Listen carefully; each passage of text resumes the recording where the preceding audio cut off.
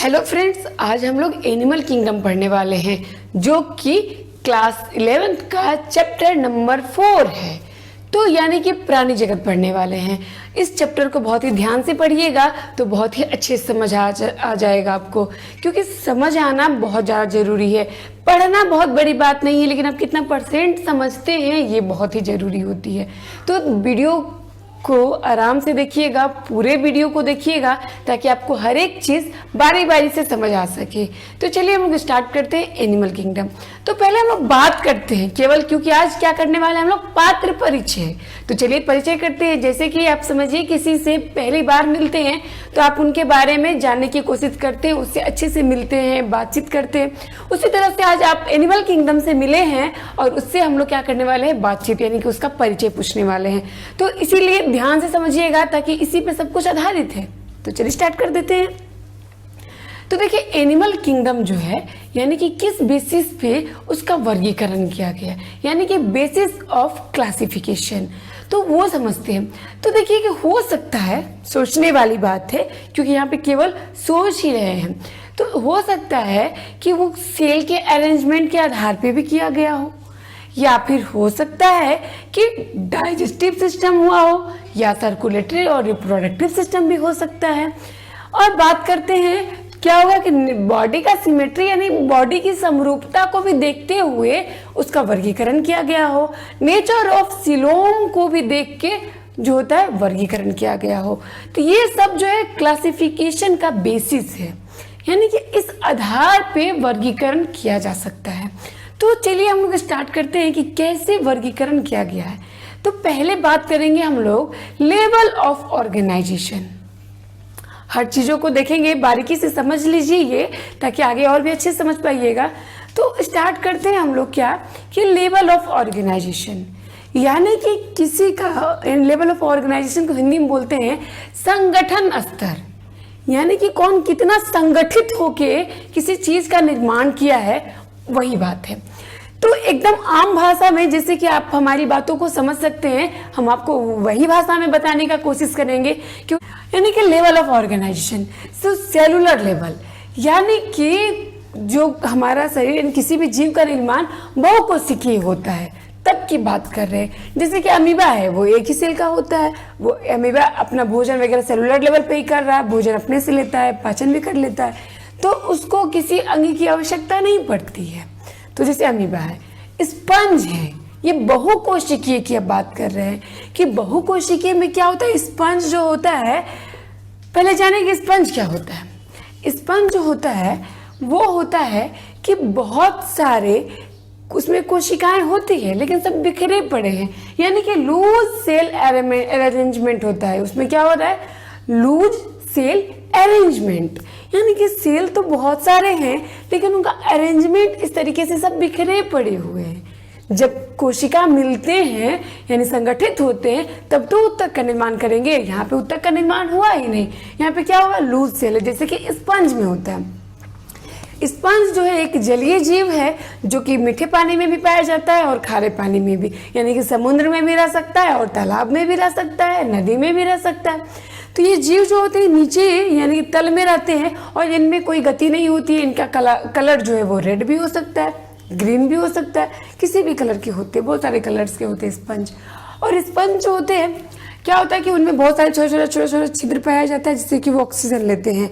और उनमें क्या होता है कि स्पंज जो हो गए वो क्या हो गए आपके सेलुलर लेवल के, यानी बात की क्या, सेलुलर लेवल में क्या आ गया, स्पंज आ गया।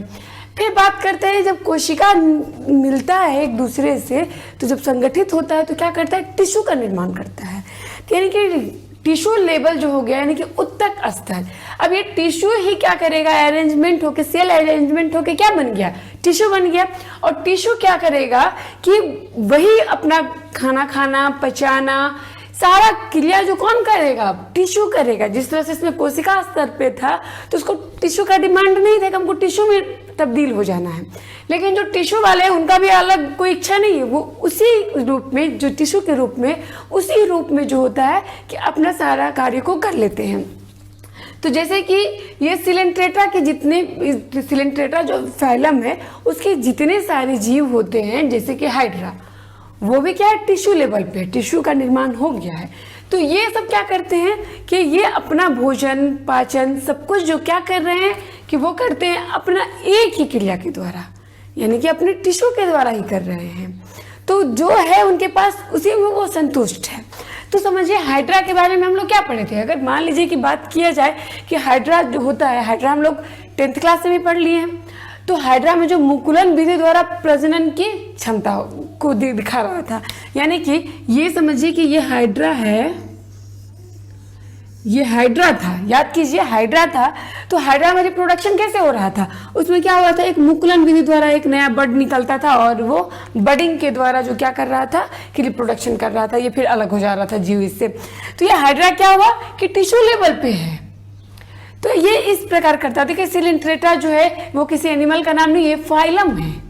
इस फाइलम के अंतर्गत जितने भी जीव आते हैं, जितने भी प्राणी आते हैं, वो क्या आते हैं, वो क्या हो जाते हैं कि वो हो गए सिलिंट्रेटा, कहेंगे कि वो हम, यानी कि सिलिंट्रेटा के अंदर जितना आ गए वो क्या हो गया, टिश्यू लेवल का। अब बात करते हैं ऑर्गन लेवल का, यानी कि अंग स्तर। अब टिश्यू से क्या हुआ, थोड़ा सा और भी अच्छा निर्माण हुआ, तो क्या बन गया, बन गया ऑर्गन, यानी कि अंग स्तर पर कार्य कर रहा है, अंग बन गया है उसका, अंग बना है, अंग सिस्टम नहीं बना है, अभी अंग बना है। जैसे कि प्लेटीहेल्मिन्थस, ये जो होता है उस प्लेटीहेल्मिन्थस फाइलम के अंदर अंतर्गत जो आता है, फ्लैट वर्म आते हैं, बहुत सारे वर्म आते हैं, उसमें प्लेनेरिया भी आता है। प्लेनेरिया हम आपको इसलिए बताएं क्योंकि हम लोग पहले भी इसके बारे में पढ़ लिए, तो शायद समझने में आपको और भी आसान हो जाए, तो इसीलिए हम लोग प्लेनेरिया को एग्जाम्पल में लिए कि प्लेनेरिया में क्या याद है आपको कि क्या पढ़े थे, प्लेनेरिया में पढ़े थे कि प्लेनेरिया का प्रजनन कैसे हो रहा था।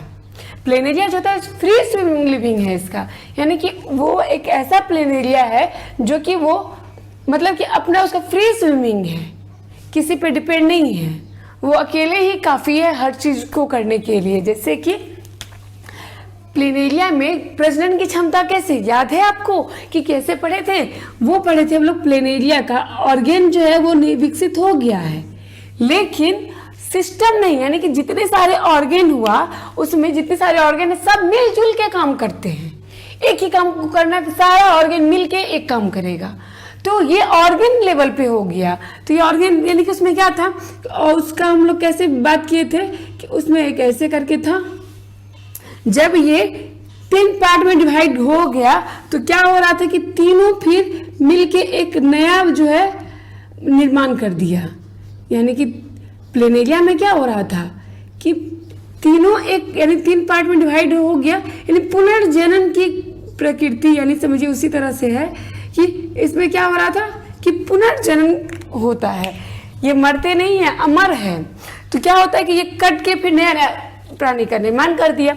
तो प्लेनेरिया यानी कि प्लेटीहेल्मिन्थस के अंतर्गत कौन आता है, प्लेनेरिया भी आता है। तो ये फ्लैट वर्म हो गया, यानी कि चपटा कृमि जिसको बोलते हैं, प्लेनेरिया। तो ये ऑर्गन लेवल पे है, इसका जो है यानी कि पूरा शरीर जो है ऑर्गन, पूरा ऑर्गन विकसित हो चुका है, ऑर्गन बन गया, वो मिल के सारा जो होता है एक कार्य को करता है। जैसे कि ये कट कट के अलग हो गया ना, तो ये सब मिल के क्या करेगा, जो भी है वो मिल के एक नया फिर से अपना पूरा शरीर को जो कट के डिवाइडेड हो गया एक नया जीव का निर्माण करने में मदद करता है। इसमें क्या होगा, प्लेनेरिया में क्या समझ लिया हम लोग कि वो हो गया ऑर्गन लेवल का ऑर्गेनाइजेशन। फिर बात करते हैं ऑर्गन सिस्टम लेवल। अब ऑर्गन जब बन गया तो फिर ऑर्गन सिस्टम बनेगा। तो ये ऑर्गन सिस्टम क्या है, यानी कि अंग तंत्र स्तर, जैसे कि एनिलिडा हो गया, ऑर्थोपोडा होगा, कोर्डेटा हो गया। सबसे पहले जानने की ये जरूरत है कि हम लोग जो है प्राणी हैं, जैसे जानवर वगैरह सब भी होते हैं, वो सब किस फाइलम में आते हैं। तो हम लोग पहले किस फाइलम में आते हैं, कोर्डेटा फाइलम के हैं। जब हम लोग कोर्डेटा फाइलम है, यहाँ पे लिखा हुआ एग्जाम्पल में कि कोर्डेटा फैमिली के भी ऑर्गन सिस्टम लेवल, यानी समझिए बातों को ऐसे कि जब ह्यूमन बीइंग जो होते हैं वो कोर्डेटा फैमिली के है और उनमें ऑर्गन सिस्टम जो है वो डेवलप हो चुका है। यानी कि जितने सारे ऑर्गन है, इसमें क्या हो रहा था कि ऑर्गन जो है सब मिलजुल के कार्य कर रहे थे, लेकिन इसमें क्या हो गया कि हर एक सिस्टम जो ऑर्गन बना हुआ है, अलग अलग ऑर्गन जो तैयार हुआ, हर एक का अलग अलग कार्य है। जैसे समझेंगे कैसे कि मान लीजिए कि हम हैं, तो मेरे साथ क्या है कि आंख का काम क्या है, आंख भी एक ऑर्गन है, उसका काम क्या है, देखने का काम है। हाथ का काम क्या है? काम करने का है, जो भी खाना पीना, खाना, हर एक चीज को उठाना, वो सब क्या करता है? हाथ। हाथ को बोलेंगे सो जाओ, सोएगा क्या? नहीं सोएगा। उसका काम क्या है? जो चीजों को करने का जिनका काम है वो उसी चीज में संपन्न है। पैरों का काम है चलना, तो वो चलने का कार्य करते हैं। पाचन तंत्र जो है हमारा, यानी कि डाइजेस्टिव सिस्टम जो है, उसका काम है डाइजेशन करना। मुंह का काम जिस तरह से खाना है, पचाने का काम वाला पचाना करता है। और इस तरीके से जो कि रिस्पायरेटरी सिस्टम है, सांस लेने की क्रिया को करता है। सर्कुलेशन का काम करता है, सर्कुलेटरी सिस्टम करता है। तो हमारे शरीर में हर एक चीज को करने के लिए अलग अलग ऑर्गन डेवलप हो गए हैं। तो यानी कि क्या है कि हम लोग ऑर्गन सिस्टम लेवल के ऑर्गेनाइजेशन है। यानी कि मनुष्य जो है वो क्या है? ऑर्गन। यानी कि केवल ऑर्गन सिस्टम लेवल केवल हम लोग में ही कार्य नहीं कर रहा। एनिलिडा फाइलम के भी जो है, ऑर्थोपोडा है, कोर्डेटा है, जितने भी जीव है जिनका कि अलग अलग पार्ट है और उनका अलग अलग पार्ट जो है अलग अलग कार्यों को करता है, वो ऑर्गन सिस्टम लेवल के अंतर्गत आते हैं। अब यहाँ तक आपको कोई दिक्कत नहीं होगा। चलिए अब आगे बढ़ते हैं। अब ये हो गया, बात करते हैं पैटर्न ऑफ डाइजेस्टिव सिस्टम।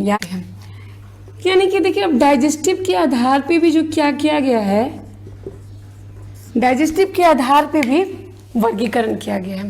तो डाइजेस्टिव सिस्टम क्या है? जैसे कि एक होता है इनकम्प्लीट, इनकम्प्लीट, और दूसरा हो गया कंप्लीट। ठीक है, जैसे कि प्लेटीहेल्मिन्थस, एग्जाम्पल में आपको दे रहे हैं प्लेटीहेल्मिन्थस।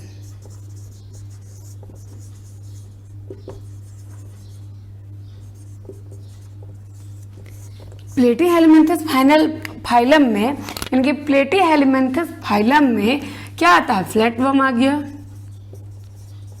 फ्लैटवर्म, प्लेनेरिया भी है। कंप्लीट, चलिए ह्यूमन को ही रख लेते हैं, समझने में आसानी होगी। यानी कि देखिए, जिसमें कि एक ही ओपनिंग है,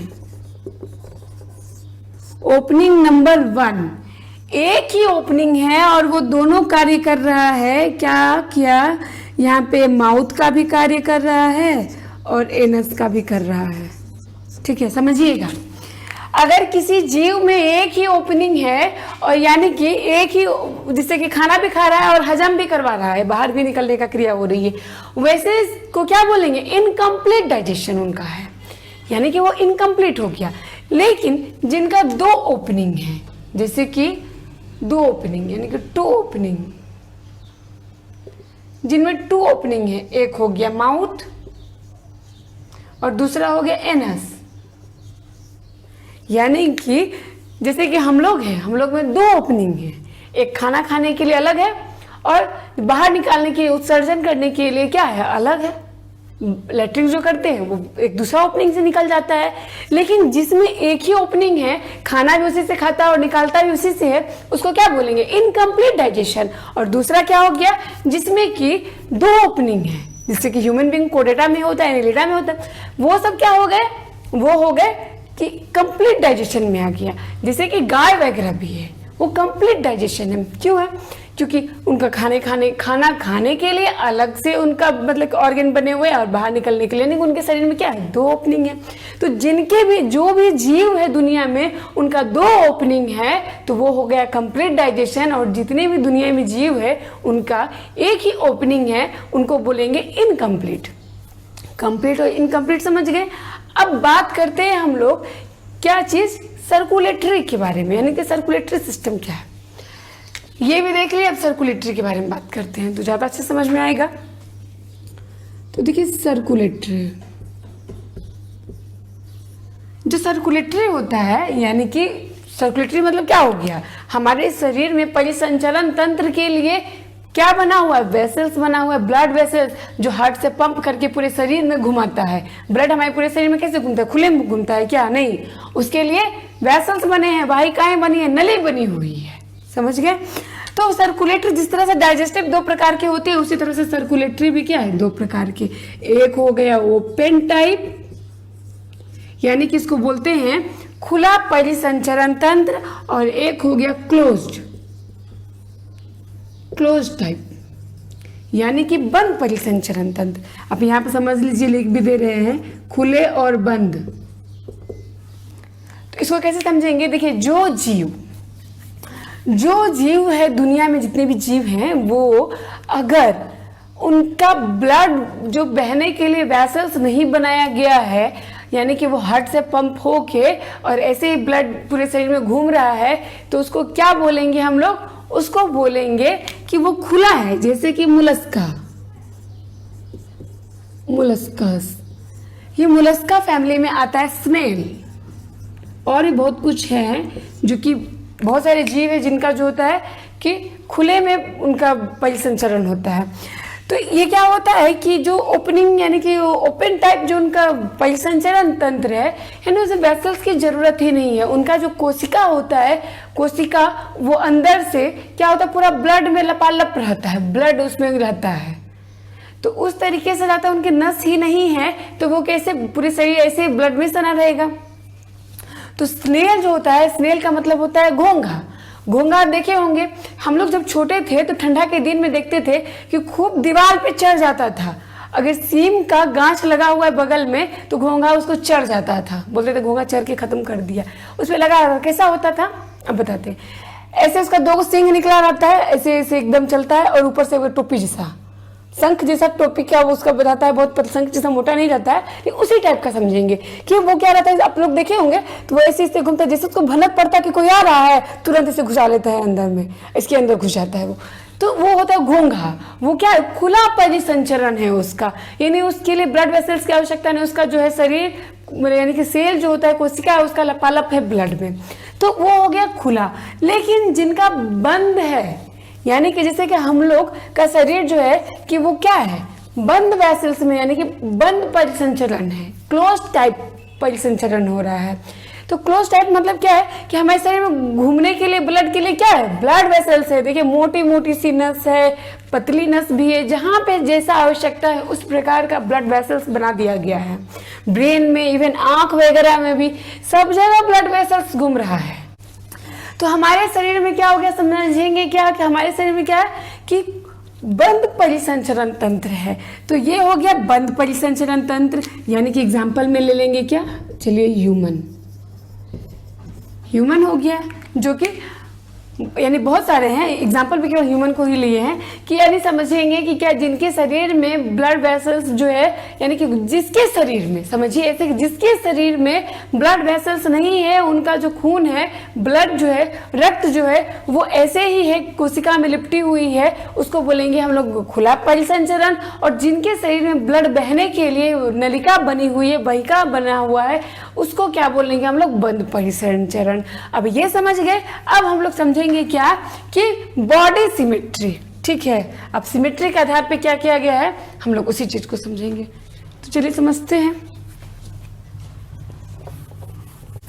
हाँ, तो क्या है कि अब हम लोग क्या देखने वाले हैं कि सिमेट्री यानी कि सममिति, समरूपता, तो जो है श्रेणीबद्ध किया जा सकता है समरूपता के आधार पे भी। तो ये समरूपता के आधार पे कैसे कैसे किया गया है वही हम लोग देखेंगे। तो जैसे कि सिमेट्री मतलब होता है समरूप, ठीक है, ये हो गया समरूप, यानी कि समरूपता के आधार पे भी किसी का वर्गीकरण किया जा सकता है। लेकिन देखिए, जो कि किसी भी रेखा से गुजरने वाले, यानी कि कोई केंद्र बिंदु से किसी रेखा को जब गुजारा जा रहा है, तो वो अगर 2 भागों में विभाजित हो गया तो उसको क्या बोलेंगे, उसको बोलेंगे कि रेडियल है। लेकिन यानी कि सबको विभाजित करके देखा गया, लेकिन स्पंज जो होता है वो एसिमेट्री है। एसिमेट्री मतलब क्या, असीमिति, यानी उसमें समरूपता ही नहीं होती है। जैसे कि यानी कि जब किसी जीव को किसी भी रेखा से, मध्य बिंदु से भी, यानी कि जो केंद्र बिंदु है वहां से भी अगर किसी रेखा को गुजारा जाए तो वो 2 भागों में समरूप ही विभाजित हो जाए, तो उसको बोलते हैं समरूप। लेकिन स्पंज के साथ ऐसा नहीं है। अगर स्पंज को किसी भी केंद्र से जो है उसको कि विभाजित करने की कोशिश किया जाए किसी भी रेखा से, तो वो 2 भागों में समरूप तरीके से वो विभक्त नहीं होगा। इसीलिए स्पंज क्या होता है, असिमेट्री होता है।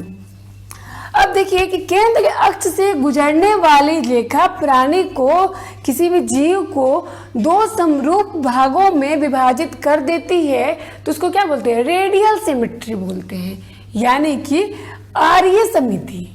तो ये आर्य समिति मतलब समझे कि किसी भी केंद्र भाग से अगर उसको विभाजित कर दिया जाएगा तो वो एकदम दो समरूप भागों में विभाजित होगा। यानी समरूप मतलब समझ रहे, एकदम सेम टू सेम। यानी कि जैसे त्रिभुज की समरूपता क्या पढ़ रहे थे कि त्रिभुज जो है एकदम ए बी सी जो है डी ई एफ की समरूप है, प्रमाणित करने में पढ़ रहे होंगे ना। उसी तरह से जो है ये कि किसी केंद्रीय अक्ष से गुजरने वाली रेखा प्राणी को दो समरूप भागों में विभाजित कर देती है, वैसे को क्या बोलेंगे हम लोग? रेडियल सिमेट्री बोलेंगे। लेकिन स्पंज क्या है? असिमेट्री है, उसको विभक्त नहीं किया जा सकता है। तो जो जीवों को इस तरीके से विभक्त किया जा रहा है वो सिमेट्री में आते हैं, लेकिन स्पंज को नहीं किया जा सकता, इसलिए वो असिमेट्री में आता है। जैसे कि एग्जाम्पल में ये सारा फाइलम, इसमें बहुत सारे जीव हैं, जैसे हो गया आपका सिलेंट्रेटस, टेनोफोर हो गया, इकाइनोडर्म्स है। ये सब क्या होगा? इसके अंदर जितने भी प्राणी है वो किस टाइप के होंगे? वो होता है आपका यानी कि रेडियल सिमेट्री। अब बात करते हैं हम लोग कि बायलेटरल का, ठीक है। यानी कि बायलेटरल क्या होता है? एक ही अक्ष से गुजरने वाली रेखा, यानी कि किसी एक ही अक्ष से गुजरने वाली रेखा, या ऊपर से नीचे भी हो सकता है, नीचे से ऊपर, लेकिन एक ही रेखा उसको यानी कि जो भी प्राणी है उसके शरीर को दो भागों में, दायां और बायां दो भागों में विभक्त कर देती है। वो समरूप ही है, दायां और बायां भागों में विभक्त कर देती है, उसको क्या बोलेंगे? बायलेटरल। जैसे कि हम लोग हैं, अब मान लीजिए कि हम लोग का शरीर है, उसको अब समझिए ऐसे कि कोई एक ये आदमी है, ठीक है, ये इसका पैर हो गया, ये हाथ है। अगर किसी रेखा के द्वारा इसको अगर विभाजित कर दिया गया, यानी कि इसको एकदम बीच से विभाजित कर दिया गया, तो क्या होगा? एक आंख मान लीजिए यहाँ पे, समझिए एग्जांपल में कि हम ही हैं। अगर किसी रेखा द्वारा जो है एकदम बीचों बीच इसको डिवाइडेड कर दिया गया तो दो समरूप भाग में विभाजित होगा, लेकिन क्या? दायां और बायां भाग में विभाजित हो जाएगा। ये भी समरूप है, यानी कि हम लोग में सिमेट्री ही है। तो कैसे? अब मान लीजिए मेरा दायां हाथ इस पार्ट में चला गया, बायां इसमें चला गया, लेकिन एक हाथ इधर भी है, समरूपता है ना, इधर भी है, एक आंख इधर चला गया, एक आंख इधर, यानी कि दोनों चीज समरूप ही है, लेकिन दायां और बायां भाग में विभाजित हो गया, उसको बायसिमेट्रियल। और जो कि दायां बायां की बात नहीं, केंद्रीय भाग से एकदम समरूप में ही विभाजित हो रहा है, उसमें दायां बायां की कोई ऑप्शन ही नहीं है। जैसे कि स्टारफिश, स्टारफिश जो है उसका कुछ दायां बायां होता ही नहीं है। अब स्टारफिश को अगर विभाजित कर दिया गया, स्टारफिश से एग्जैक्टली बन नहीं पाया, तो उसका कुछ भी दायां बायां नहीं, एकदम समरूप ही विभाजित हो जाएगा। अब देखिए जिसमें दायां बायां होता ही नहीं उसमें क्या बात करेंगे? तो यानी कि स्टारफिश जो हो गया उसको क्या करेंगे हम लोग कि वो केंद्रीय, यानी कि वो हो गया रेडियल सिमेट्री। और जो हम लोग हो गए वो यानी कि जो भी जीव हैं, जिनको अगर मान लीजिए कि किसी भी गाय को भी या किसी भी जानवर को भी अगर हम लोग बीच से रेखा खींच दे तो वो क्या होगा कि वो हो गया बायलेटरल। यानी कि बायलेटरल सिमेट्री में क्या हो रहा है कि दोनों बायां और समरूपता हो रही है, लेकिन दोनों दायां और बायां भागों में विभाजित हो गए। तो चलिए हम लोग ये समझ गए। अब बात करते हैं डिप्लोब्लास्टिक और ट्रिप्लोब्लास्टिक, यानी द्विकोरीय त्रिकोरीय का। तो क्या होता है कि डिप्लोब्लास्टिक और ट्रिप्लोब्लास्टिक को समझने के लिए आपको सबसे पहले समझने की जो आवश्यकता है वो है, मैं सबसे पहले एग्जांपल बात करते हैं सिलेंट्रेटा। सिलेंट्रेटा जो होता है डिप्लोब्लास्टिक होता है। क्यों होता है ये देखेंगे। देखिए जिसमें दो ही परत एम्ब्रायोनिक स्टेज पे जब उसका डेवलपमेंट हो रहा था तो क्या हुआ, दो ही परत उसका शरीर का निर्माण के लिए आवश्यक था। वो हो गया, पहले सबसे ऊपर वाले को बोलते हैं एक्टोडर्म, और नीचे वाले को इंडोडर्म। तो ये हो गया एक्टोडर्म और इंडोडर्म। तो जब एक्टोडर्म की बात किया जाए, यानी दो ही परत से उसका शरीर का निर्माण हो गया, तो उसको क्या बोलेंगे हम लोग? डिप्लोब्लास्टिक। दो ही ब्लास्टिक, उसमें द्विकोरिक है, यानी कि स्किन क्या है उसका? डिप्लोब्लास्टिक है। यानी बहुत सारे, यानी कि सिलेंट्रेटा फैमिली में जितने सारे भी जीव आते हैं वो क्या होते हैं? डिप्लोब्लास्टिक होते हैं। तो उनमें क्या है कि दो ही परत है, एक क्या है? एक्टोडर्म का और दूसरा एंडोडर्म का। लेकिन जो जीव जो होता है यानी कि ट्रिप्लोब्लास्टी के अंतर्गत जो आते हैं उनके साथ क्या है कि शरीर का 3 परत, यानी हम लोग के भी शरीर का 3 परत होता है। तो क्या है, सबसे पहले ऊपर वाला जो दिखता है वो है एक्टोडर्म, बीच वाला मेसोडर्म, उसके अंदर जो होता है वो एंडोडर्म। एंड मतलब खत्म। अब देखिए कैसे कि अब शरीर में क्या हुआ कि 3 परत है, ये ऊपर वाला हो गया, ये नीचे वाला हो गया, ये हो गया एक्टोडर्म, ये है एंडोडर्म और बीच वाला क्या हो गया मेसोडर्म। ठीक है, मेसोडर्म। तो जब ये इस तरीके का हुआ तो वो क्या हो गया, ट्रिप्लोब्लास्टिक हो गया। अब ये समझ गए कि डिप्लोब्लास्टिक और ट्रिप्लोब्लास्टिक क्या है। जितने भी जीव है उनका डेवलपमेंट एम्ब्रियोनिक स्टेज पे जो हुआ वो 2 ही स्तर पे हुआ, तो वो क्या होगा डिप्लोब्लास्टिक, और जिनका डेवलपमेंट जो होता है एम्ब्रियोनिक स्टेज पे ही ट्रिप्लोब्लास्टिक हो गया, यानी 3 लेयर वाला परत उसके शरीर का डेवलपमेंट करने के लिए कर दिया, तो उसको क्या बोलेंगे हम लोग, उसको बोलेंगे ट्रिप्लोब्लास्टिक। अब यहाँ तक आप अच्छे से समझ गए। सीलोम पहले क्या होता है ये समझ लीजिए। सीलोम जो होता है यानी कि देखिए जो हमारे शरीर में होता है, हम समझेंगे जैसे कि क्या हो गया कि हमारे शरीर में, समझिएगा इससे 2-3 क्वेश्चन हैं, क्योंकि देखिए इसमें क्या है कि जैसे कि हमारा शरीर में जो होता है ट्रिप्लोब्लास्टिक है, तो क्या होता है ट्रिप्लोब्लास्टिक में क्या होगा, सबसे पहले एक्टोडर्म, नीचे वाला को एंडोडर्म, और बीच वाला जो होता है वो क्या होता है मेसोडर्म। ठीक है, ये समझ गए। अब देखिए क्या हो रहा है कि एक्टोडर्म और एंडोडर्म ये दोनों के बीच में, यानी कि ये बॉडी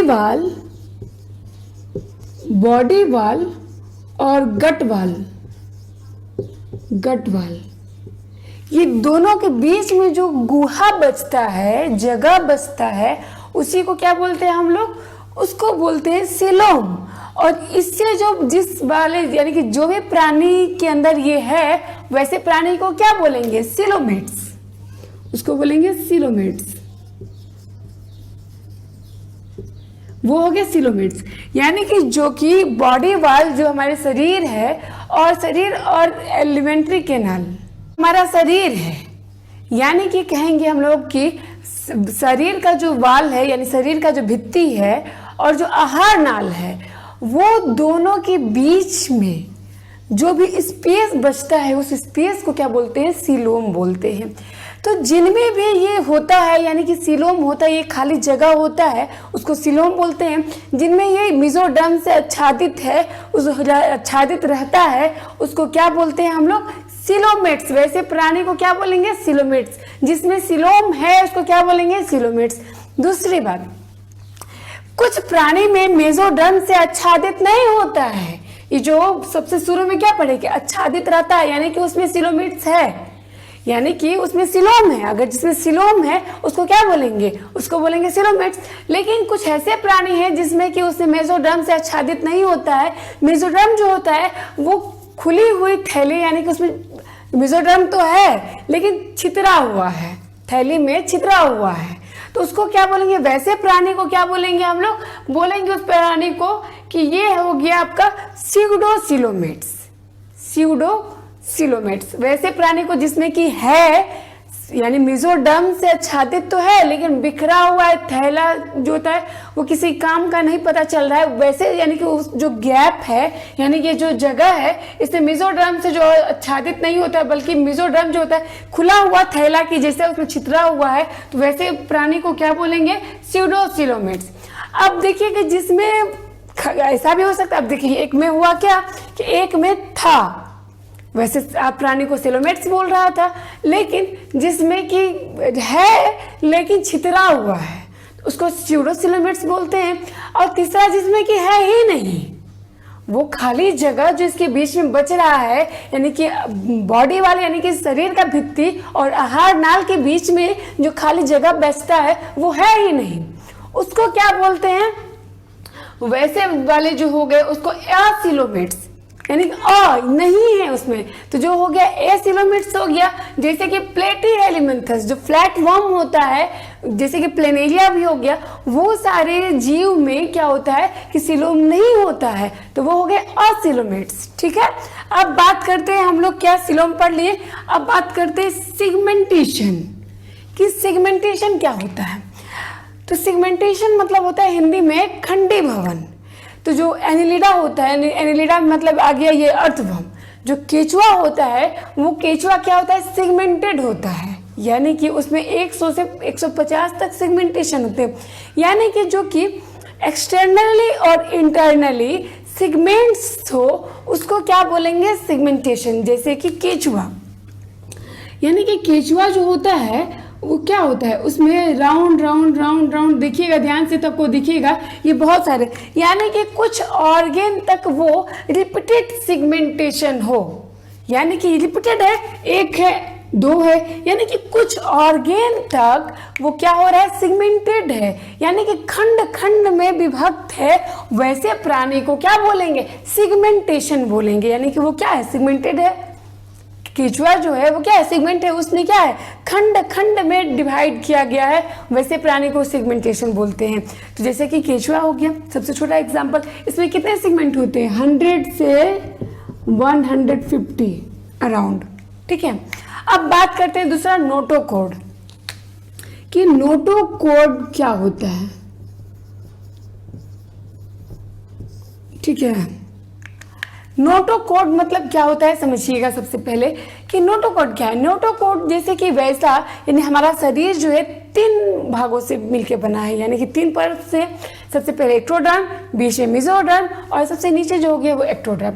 तो जो मेसोडर्म है वो क्या कर लेता है, एम्ब्रायनिक स्टेज में डेवलप करता है कार्टिलेज स्केलेटल, यानी कि हमारा शरीर का जो ढांचा है वो स्केलेटल पे ढाला गया है। जैसे कि फरमा होता है उसी तरीके से हमारे शरीर को भी एक स्केलेटल पे यानी कार्टिलेज स्केलेटल पे क्या क्या ढाल दिया गया है ताकि हम लोग चल सकते हैं। अगर हमारे शरीर में स्केलेटल नहीं होता है यानी बोन्स नहीं होते तो क्या होता कि हम लोग का शरीर का कोई आकार ही नहीं मिल पाता। तो जैसे कि अब बात किया जाए तो यानी कि हमारे एम्ब्रायोनिक स्टेज में जब हम लोग एम्ब्रायो बन के रहते हैं तो यानी कि जब पेट में ही होते हैं तब से हमारा ग्रोथ होना स्टार्ट होता है और वहाँ पे ही क्या होता है कि डॉर्सल साइड में यानी हमारे शरीर की सब जगह से क्या करता है कि वो एक मेसोडर्म जो है वो क्या कर देता है कि एक कार्टिलेज का यानी रचना तैयार करता है, रॉड लाइक स्ट्रक्चर। हमारे शरीर में रॉड लाइक स्ट्रक्चर क्या है, अब सोचिए हमारे शरीर में ये बोन वगैरह सब जो है वो रॉड लाइक स्ट्रक्चर है, तो वही रॉड लाइक स्ट्रक्चर जिसमें होता है यानी कि वो रॉड लाइक स्ट्रक्चर को क्या बोलते हैं हम लोग, नोटोकॉर्ड। ठीक, अब देखिए जिन प्राणी में है यानी कि वो रॉड लाइक स्ट्रक्चर यानी रॉड लाइक स्ट्रक्चर जिस किसी में भी है यानी कि रॉड लाइक स्ट्रक्चर जिस प्राणी में है उसको बोलेंगे कॉर्डेट। देखिए अभी इस तरीके से ही बांट दिया गया कॉर्डेट, यानी कि हम लोग हैं कॉर्डेट क्योंकि हमारे में रॉड लाइक स्ट्रक्चर है ना तो इसीलिए हम लोग क्या बन गए, कॉर्डेटा है। लेकिन जिनमें नहीं है तो वो क्या बन गए, नॉन कॉर्डेट, नॉन कॉर्डेट, ये नॉन कॉर्डेट्स हो गए। यानी कि नोटोकॉर्ड क्या है, मेसोडर्म का जो है रूपांतरित रूप जो कार्टिलेज के रूप में हमारे पूरे शरीर में रॉड लाइक स्ट्रक्चर बनता है उससे ही यानी कि मेसोडर्म से ही उत्पन्न होता है rod like structure embryonic stage में, उसी को हम लोग क्या बोलते हैं, नोटोकॉर्ड। और जिसमें भी ये रॉड लाइक स्ट्रक्चर है तो वो हो गया कॉर्डेटा और जिसमें ये रॉड लाइक स्ट्रक्चर नहीं है तो वो हो गया नॉन कॉर्डेटा। ठीक है, तो आज हम लोग बहुत ही अच्छे से पात्र परिचय कर लिए एनिमल किंगडम से और आगे जो है इससे आगे पढ़ेंगे। तो उम्मीद है कि आज का क्लास आपको बहुत ही अच्छा लगा होगा, बहुत ही मजा आया होगा।